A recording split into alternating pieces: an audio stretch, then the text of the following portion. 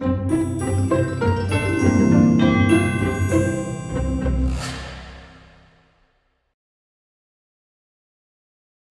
man stands 18 meters from the wall and throws a ball at it with a speed v0 equals 15 meters per second.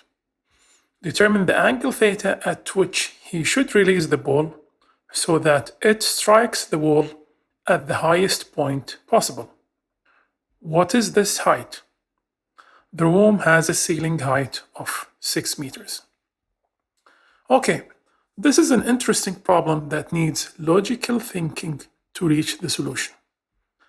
The question is asking for the angle theta that he needs to throw the ball with, so that it strikes the wall at the highest point possible.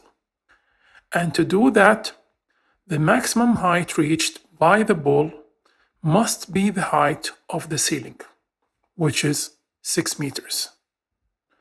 Now, why this conclusion makes sense? Because if the maximum height reached by the ball is more than the height of the ceiling, the ball will hit the ceiling and fall down. And if the maximum height is lower than the ceiling, the ball will not hit the highest point.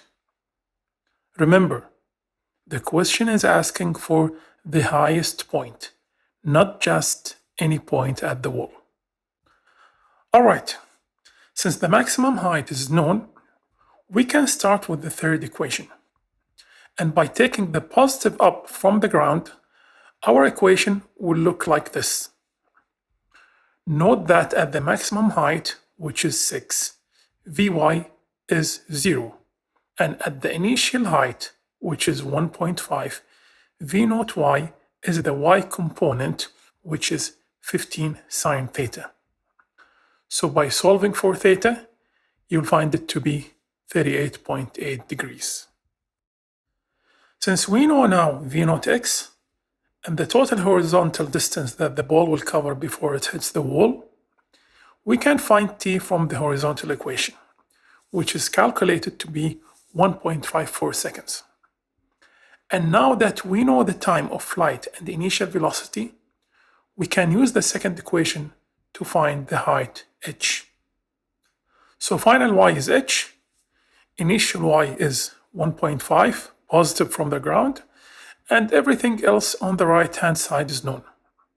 The result is h equals 4.34 meters. Notice that even if you started with this equation before the horizontal one, you will find out that t is missing, and the only way to find it is by using the horizontal equation.